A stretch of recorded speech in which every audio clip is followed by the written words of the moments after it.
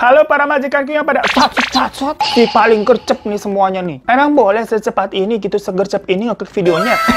Jangan cuma cepet ngeklik video baru doang kalau ada notif, gengs. Kalian juga harus sat kalau lagi ada promo diskonan di Bukalapak. Karena harganya murah-murah banget, takut ntar kehabisan lu. Apalagi bulan Oktober ini nih. Bulan 10, kemarin tanggal 10 diskonnya juga sampai 10 kali lipat. Kalau di Amerika sana kan terkenal ada namanya tuh Black Friday, dimana semua mau pada diskon, pada heboh tuh orang. Nah kalau di Indonesia nih, ada si paling Harbolnas 10-10 dengan promo 10 kali lipat. Jadi buat kalian nih yang si paling kece, nyari barang-barang kebutuhan, langsung aja deh. Udah gue bilangin dari dulu, cari dan langganan belinya di Bukalapak. Beneran deh. Promo bulan ini jangan sampai dilewatin karena gede banget diskonnya. Langsung aja gercepakannya ya. Pada war deh kalian nih netizen satu Indonesia rebutan harga-harga termurah di Bukalapak. Jadi langsung aja cek aplikasi Bukalapak. Yang biasa linknya ada di deskripsi di bawah. Dan jangan lupa juga lu pastinya pantengin nih live shopping spesial si paling Harbolnas di YouTube, Instagram, sama TikToknya Bukalapak hari ini ya. Udah kalian cek aja ntar linknya di bawah. Nah, teman cerita kali ini tuh dikirim dari teman kita namanya Damar yang menceritakan pengalamannya hampir innalillahi di hutan Maluku Utara tuh, tepatnya di Halmahera. Disclaimer aja, tapi ini endingnya Damar selamat. Karena kalau enggak ntar yang cerita siapa? Bercanda ya. Tapi teman cerita kali ini tuh cukup berbeda. Karena seremnya nih bukan hanya perkara hantu-hantuan, melainkan manusia yang lebih serem, gengs. Ini maaf ya kita bawa kipas lagi. Tahu kan Jakarta panasnya kayak apa?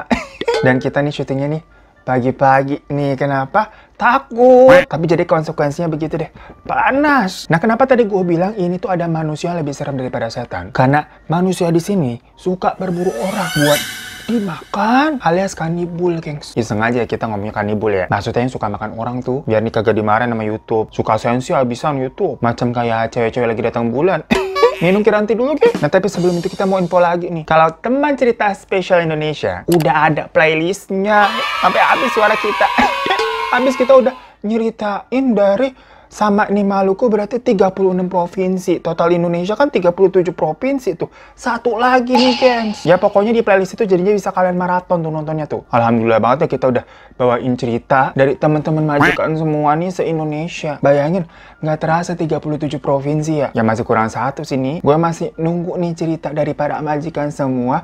Dari ini kurang berarti apa tuh? Papua Pegunungan. Misalkan kalau ada teman-teman yang punya cerita dari Papua Pegunungan, wilayah Indonesia Timur tuh ya. Boleh email lah di bawah ini. Biar kita pecah telur jadi 37 provinsi. Sama buat yang pada belum subscribe juga. Biar pecah telur jadi 3 juta. Supaya lanjut nih kita spesial janji Oktobernya. Kalau nggak mah mager gua. Mau liburan aja bodo amat, ngambek gua. Tapi hari ini jangan ngambek dulu. Kita langsung aja ke ceritanya ya. Nah, di tahun 2014 tuh, Damar baru bekerja di sebuah pertambangan. Tepatnya pertambangan nikel. Nikel kayak apa sih? Gua nggak tahu bentuknya sesungguhnya. Itu pokoknya katanya ditugaskan ke Maluku Utara sana, gengs. Nikel tuh yang kayak besi-besi begitu, iya ya? Mohon maaf kita lupa gitu nge-searching nikel tuh kayak apa. Tapi ya udahlah, kalian tahu kalian nikel apaan. Yang mana pokoknya medan lokasi di sana katanya masih beralam banget gitu, gengs. Di tengah bagian hutan Halmahera Tengah. Nah, sebagai anak baru, dia ikut nih sama tim divisi perencanaan. Ya lagi-lagi pas dijelasin kerjanya kita mah nggak mudeng, mohon maaf. Nikel aja kita kagak tahu bentukannya bagaimana. Dijelasin model pekerjaannya ya kagak nyampe otak kita pokoknya. Nah, dari Jakarta nih, itu yang berangkat ada 5, 3 cowok, 2 cewek. Semuanya tapi udah pada senior lah. Si Damar ini kan anak baru. Ada di situ namanya Pak Andri, Pak Roy, sama kepala divisi mereka namanya Koh Mike. Dan yang cewek-cewek ada Bu Rahma sama Sonia yang merupakan sekretaris dari bosnya tuh si alias Koh Mike. Yang mana Sonia ini juga umurnya di atas Damar. Istilahnya Damar nih satu-satunya anak kemarin sore yang lulusan sarjana teknik. Nah, singkat cerita aja udah ya. Sampailah mereka di Ternate dulu. Karena mendaratnya tuh di Bandara Sultan Balbulah.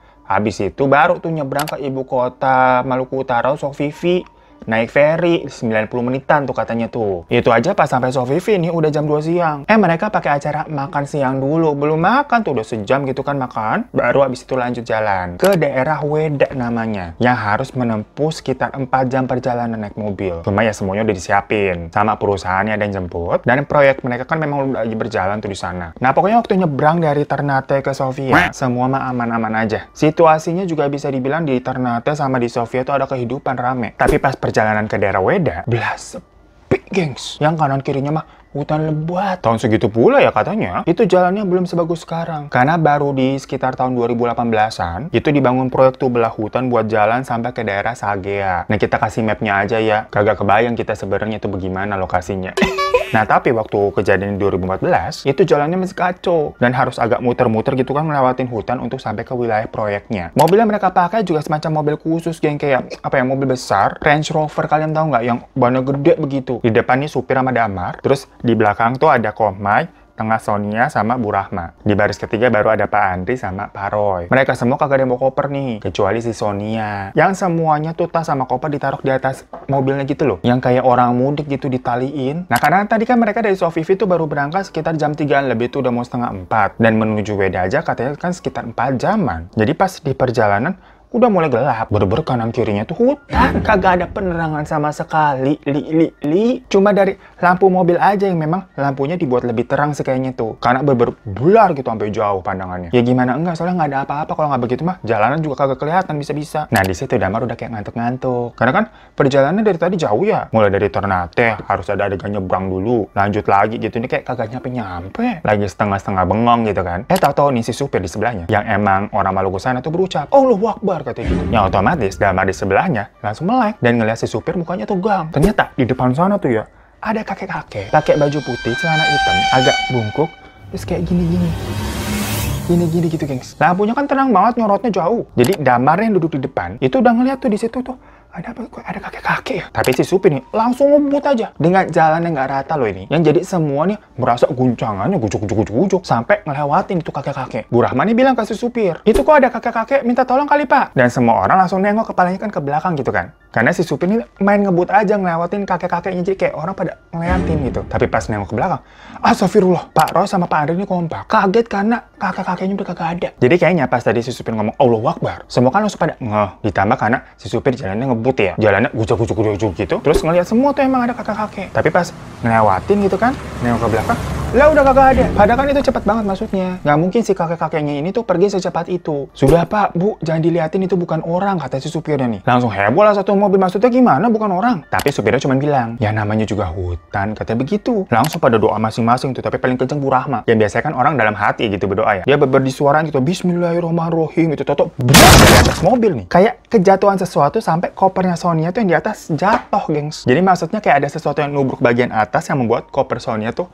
jatuh gitu loh. Otomatis mobilnya langsung ngerem kan, berhenti. Dan dilihat bener kopernya Sonia itu jatuh tuh di belakang tuh, udah di jalan. Sonia yang duduk di tengah, diapis sama Kohmai sama Bu Rahma. Itu kan susah keluarnya ya. Akhirnya si supir yang turun duluan, kayak ngecek ke bagian atas, nggak ada apa-apaan. Anehnya nih ya, gengs ya. Itu semua kan di bagian atas diikat pakai tali khusus yang apa sih, nggak tahu namanya tali apaan, yang biasa buat ngiket-ngiket yang agak melar tuh bahannya tuh. Nah itu semua ikatannya masih kenceng, masih bener. Dan itu koper macam kayak nyelos gitu, gengs. Masalahnya nih, dilihat-lihat nggak ada space yang masuk akal buat si kopernya itu tuh bisa nyelos, karena rongga-rongga antar talinya kan belibet gitu kan, itu mau udah padet. Sedangkan koper kan gede, koper cabin. Dan karena kopernya jatuh dalam keadaan mobil jalan terus kehantam ke tanah yang ada bebatuan, jadi langsung pecah tuh. Tapi nggak sampai keluar juga barangnya. Yang jelas pecah retak parah tuh kopernya. Mungkin koper murah beli di pasar gembrong kali kayak kita.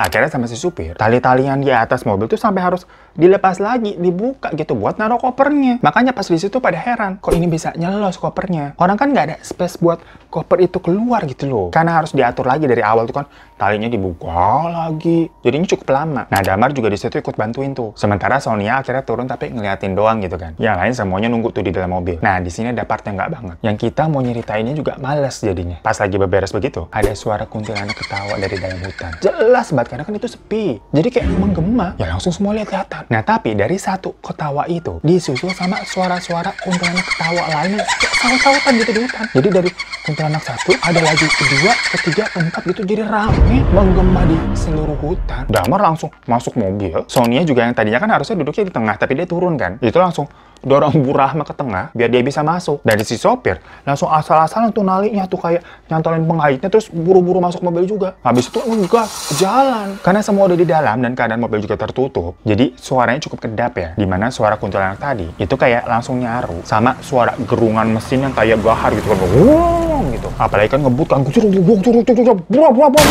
tahu-tahu semua atasan di atas itu pada jatuh, gengs. Karena tadi si supir naliknya tuh nggak bener, buru-buru, lep. pas lah jatuhnya. Otomatis berhenti lagi itu. Belum ada 5 meter dari lokasi koper yang tadi jatuh. Si supir diem aja gitu kan, mukanya tegang, panik dia. Yang lain mah juga sama. Tapi didengar-dengar suara kuntilanaknya udah nggak ada. Cuma terdengar ada suara mesin, karena semua orang kan terdiam ya. Sampai Bu Rahmani bilang, ini siapa nih yang mau turun nih? Tapi nggak ada yang nyaut, karena semuanya pada tegang. Nggak nyangka dan shock juga sama yang suara kuntilanak tadi. Sahut-sahutan gitu di satu hutan ya. Kita sampai merinding, serem banget. Gara-gara part ini juga nih, gue sampai bela-belain syuting pagi aja udah nggak apa-apa deh. Agak berani kita malam-malam kayak takut gitu perasaannya. Akhirnya Kohmat ngomong nih, ya udah semua turun deh. Kita ambil tas masing-masing di pangku aja udah biar langsung lanjut nih. Di situ semuanya udah kayak nggak pakai mikir. Termasuk si Damar ya. Maksudnya kayak mikir, ini tuh mobil bakalan sempit apa bagaimana kalau pada mangku tas masing-masing. Karena pingin cepet-cepet aja udah kabur udah dari sini gitu loh. Akhirnya mereka semua barengan nih buka pintu, lari ke belakang gitu kan, ngambil tas di jalan, langsung masuk mobil lagi. Rata-rata kan pada bawa tas traveling kayak duffel bag gitu loh, gengs. Si para bapak-bapak dan ibu-ibu ini, kecuali yang Sonia tuh bawa koper. Kalau tas duffel pas masuk di pangku masih bisa-bisa aja, walaupun kan rempot sempit gitu ya, gede. Nah tapi kalau koper itu nggak muat. Ya akhirnya koper ya dijejelin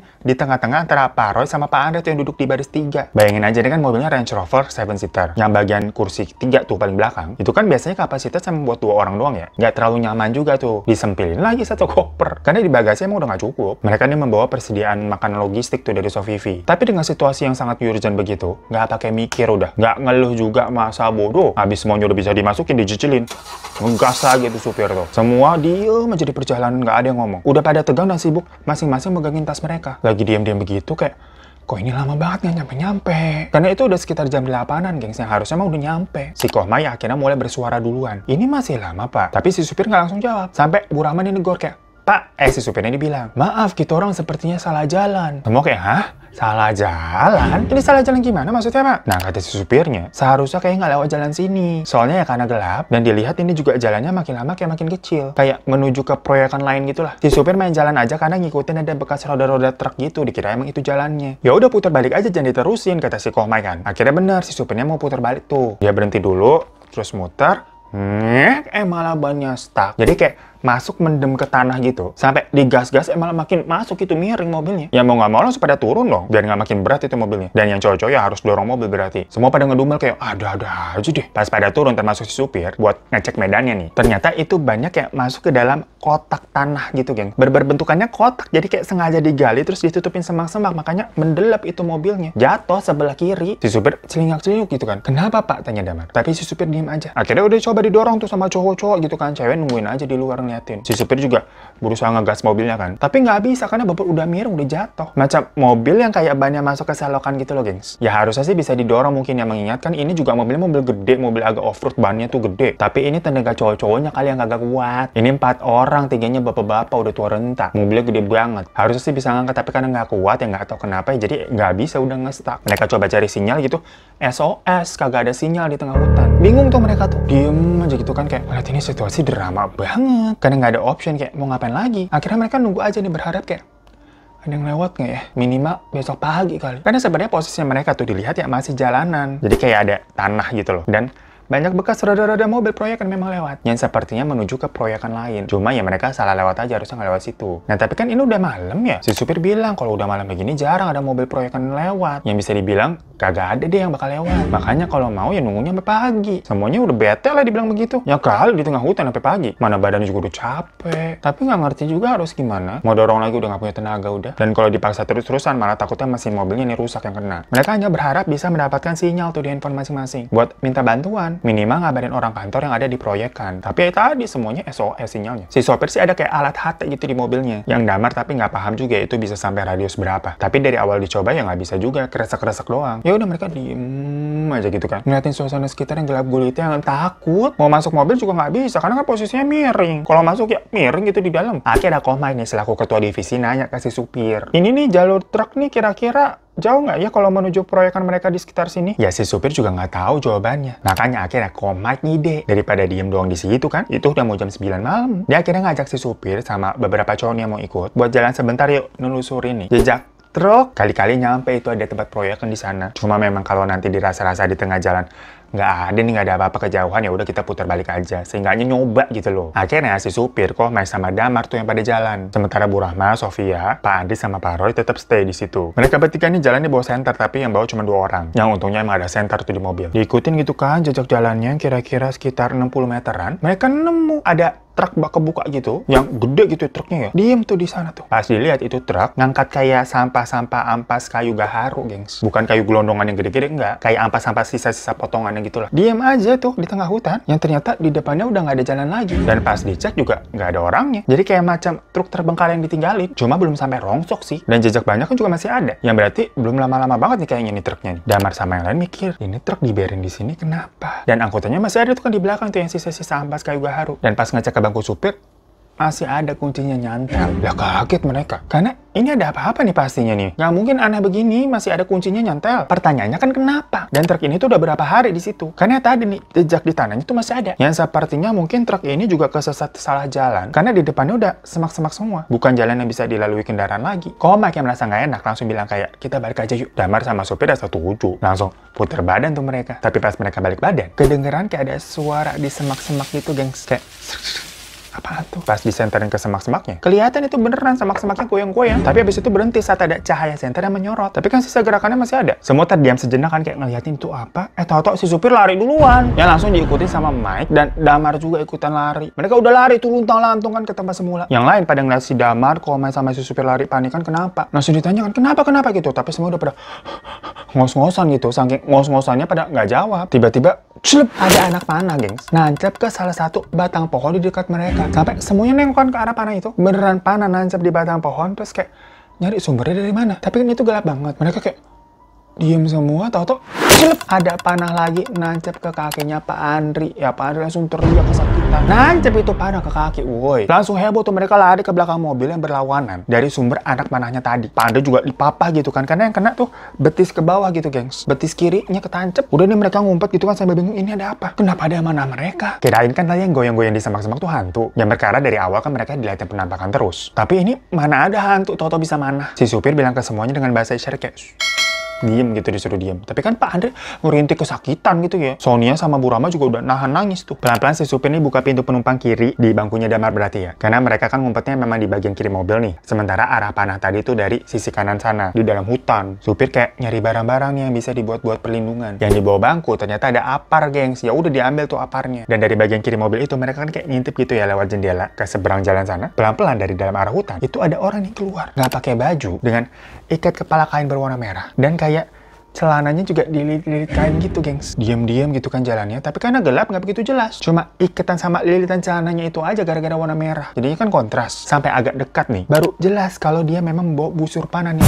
Mereka udah gemeteran. Nggak kebayang sama sekali lah. Mereka ini bisa menghadapi situasi macam kayak gini. Apalagi si Damar anak baru. Sonia sama Bu Rama bener-bener udah kayak nahan nangis gitu. Kayak udah gitu-gitu. Tapi si supir terus ngasih isyarat kayak diam. Sementara si orang asing ini tuh jalan ngendap-ngendap gitu kayak mau ke arah mobil tuh. Tempat mereka lagi ngumpet. Pas udah agak deket nih, si supir langsung nyemprotin apar ke mukanya. Dan orang itu jadi kan teriak ya, disemprot apar. Terus sama si supir dipukul tuh pakai tabung apar orangnya. Lagi chaos begitu. Tahu-tahu dari kejauhan nih, kedengeran kayak ada lagi nih orang bergerak gitu lari. Macam kayak di semak-semak gitu loh. Wah panik kan mereka, takutnya ini temannya si orang ini. Sementara orang yang tadi bawa panah tuh udah pingsan terkapar di tanah. Si supir ngambil panah yang orang itu bawa dan semuanya langsung kayak waspada. Ternyata dari arah yang sama, terlihat lagi memang ada yang datang tuh. Yang kali ini satu orang tuh membawa tombak. Pakainya sama persis, pakai ikat kepala merah sama kain lilit tuh celana merah, tapi bawa tombak dia, bukan bawa panah. Si supir udah ancang-ancang, tapi kan pakai satu busur panah doang gitu lawan satu tombak ya. Sementara yang lain nangis di belakang mobil. Terlihat orang asing yang kedua nih yang bawa tombak nih, udah kayak mau nyergap tuh sambil teriak kayak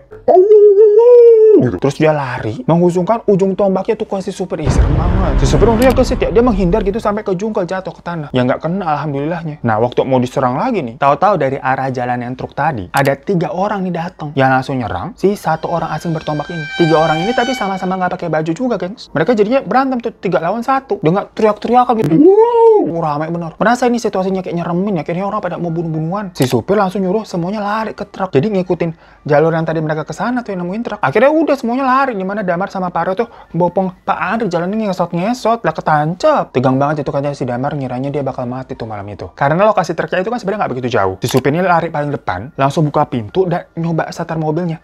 nyala, gengs. Cuma kan kalau di depan bangku truk itu nggak muat banyak orang ya. Akhirnya udah di depan nih Pak Andri, Pak Roy, sama si supir bertigaan. Yang lain naik di belakang tuh di bak terbuka. Si supir langsung mundurin truk dan balik arah ke tempat tadi orang pada berantem. Dan terlihat di situ ternyata si orang yang pakai tombak itu udah kalah tuh karena tergeletak juga di tanah. Sementara 3 orang tadi itu kayak diam ngeliatin truk yang berjalan ke arah mereka dan mereka kayak ketakutan. Habis itu lari masuk ke dalam hutan. Tapi kan di situ mereka sempat kesorot lampu nih. Nah, Pak Roy sama si supir yang pada duduk di depan, cerita kalau 3 orang itu matanya berwarna biru terang, gengs. Ya tapi akhirnya mereka ini pergi membawa truk itu yang nggak tahu sebenarnya itu truk punya siapa. Singkat cerita ini dengan perasaan was-was, sepanjang jalan nih mereka akhirnya tiba ke tempat proyekan yang dimaksud. Ya tempat proyekan perusahaannya si Damar ya. Ada di sebuah desa kecil di daerah Weda, gengs. Pas sampai langsung ada yang nyamperin nih. Tapi orang di desa itu tuh kayak kaget, yang keluar malah si supir sama Damar dan yang lain. Ya cuman karena di situ kan kondisi Pak Andri ketancap panah tuh kakinya. Masih ketancap, cuman panahnya udah dipatahin jadi separuh. Akhirnya langsung dipapah, ditolong sama warga sana. Malam-malam tuh sekitar jam 12-an. Si supir juga ceritakan pakai bahasa sana ke penduduk lokal nih apa yang tadi terjadi. Ternyata, gengs, kemungkinan yang menyerang mereka tadi itu adalah suku dari pedalaman hutan Halmahera Tengah yang disebut dengan suku Togutil. Katanya suku Togutil itu memang berbahaya dan kurang bersahabat dengan orang asing. Terus kan Pak supir sama yang lain juga bilang kan kalau mereka ini bisa selamat karena ditolong ada 3 orang lagi yang penampakannya sama kayak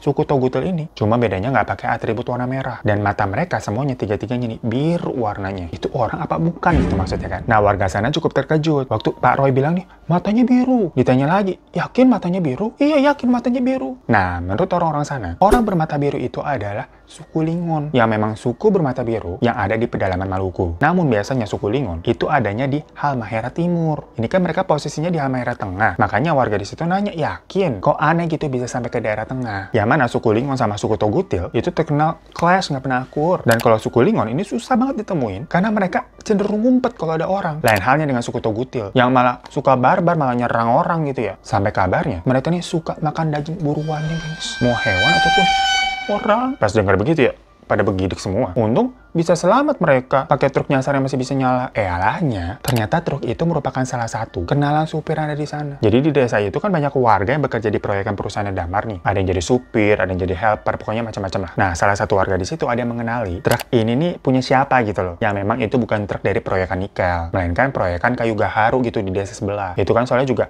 angkat sampah-sampah kayu gaharu memang ya. Makanya tadi ada warga desa yang ngeliat yang keluar dari truk itu kok malah si Pak Roy dan segala macem. Ya tapi ya udah, karena sudah malam mereka disuruh istirahat. Rumah-rumah penduduk lokal di sana itu memang dijadikan base camp dari para pekerja proyek untuk tidur. Orang kantor yang bertugas di sana juga akhirnya dibangunin karena kan itu udah jam 1 lebih, gengs. Dia juga kaget pas dengar ceritanya lah.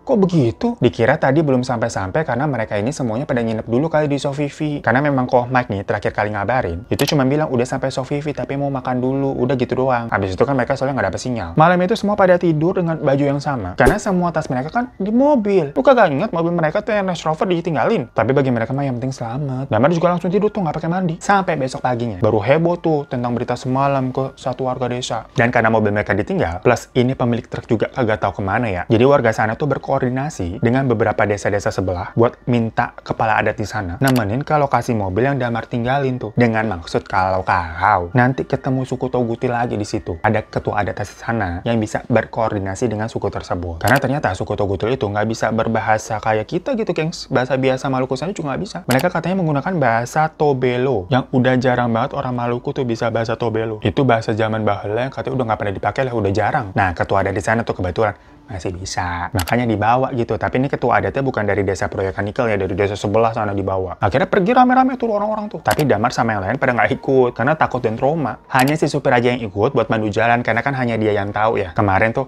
bawa mobilnya kemana gitu. Yang lain soalnya pada nggak ikut. Nah, sementara di desa nih, Damar sama yang lain ini cerita-cerita ke orang yang kantor yang kerja di sana. Bilang awalnya diganggu gitu-gitu kan. Dan si orang kantor yang udah lama di situ pada bilang kalau mereka mah juga sama. Daerah Weda itu masih banyak hutan lebatnya. Makanya kalau udah malam nih, nggak ada yang berani berpergian. Jadi misalkan mau ke kota Sofivi atau nyebrang ke Ternate, itu mereka selalu pagi-pagi atau siang-siang. Dan kalau udah dari Sofivi ke sorean gitu, mereka lebih baik nginep dulu daripada bela-belain balik gitu ke Weda. Nggak mau lewat hutan gitu malam-malam. Yang ternyata cerita-cerita horor seperti itu. Hampir semua orang proyek di sana mengalami. Tapi kalau di hadang suku Toghutil, ya kebetulan baru Damar yang ngalamin. Sampai kira-kira 3 jam kemudian, mobil Range Rover mereka ini datang nih bersama beberapa mobil lain yang tadi itu daripada warga yang dorongin bantu. Akhirnya katanya ditarik, geng, pakai mobil yang lebih gede, yang bermobil off-road gitu kayak Hammer. Dan ternyata tapi logistik yang mereka bawa di bagasi belakang mobil itu udah hilang semua. Yang sepertinya mungkin diambil sama 3 orang tadi tuh, 3 orang kemarin yang bantu mereka, karena kan itu makanan mungkin jadi diambil ya. Ya tapi Damar sama Ella merasa nggak apa-apa banget kok. Hitung-hitung balas jasa gitu kan kalau diselamatin nyawanya. Tas mereka juga ternyata udah dibuka-buka, tapi hanya beberapa baju aja yang hilang. Nggak semuanya nggak. Malahan barang berharga kayak handphone yang ketinggalan, ada kamera-kamera gitu, masih pada utuh. Jadi yang hilang tadi tuh cuma bahan-bahan logistik, makanan, sama beberapa baju aja. Nah, cuma selain itu, ada sebuah berita yang membuat orang-orang pada kaget. Jadi mereka nih ditungguin kan lama nih 3 jam nggak balik-balik. Itu bukan karena cuma narik mobil, melainkan orang-orang nih, para warga nih, menelusuri hutan untuk mencari si pemilik truk nih. Yang ternyata ditemukan nih ada 1 orang di dalam hutan, keadaannya udah nggak bernyawa, tapi keadaan perutnya udah diacak-acak jadi usah keluar, dan sebelah kakinya dipotong, gengs. Nah kan dari awal ada warga yang sebenarnya kenal sama pemilik truknya ini ya. Dibilang ini bukan si supirnya nih, kayaknya mungkin itu rekanannya. Mungkin kan si supirnya berdua atau bertiga gitu jalannya. Ya cuman temuan orang ini akhirnya mereka bawa balik tuh. Dikabarin ke beberapa desa, ini warga sini bukan gitu kan. Baru pas mau maghrib ada kabar kalau memang orang ini katakanlah dari desa B gitu. Dan ternyata si supir truk ini juga dari desa B. Cuman si supir truknya udah hilang 2 hari belum ketemu. Baru ketemu sini orang ini yang pergi sama-sama dalam satu truk. Ya pokoknya intinya katanya si supir truknya nggak ketemu aja. Makanya dugaan dari penduduk sekitar, kalau dilihat dari keadaan orang yang ditemuin di hutan ini nih, yang udah begitu ya ususnya sampai keluar, kemungkinannya si supir truk juga jangan-jangan bernasib sama, malah lebih parah kali. Dan hal-hal macam suku pedalaman sana yang katanya berbahaya sampai suka makan korbannya gitu, makan buruannya, itu katanya udah nggak asing cerita begitu. Karena hutan Halmahera bener-bener masih lebat dan liar banget, gengs.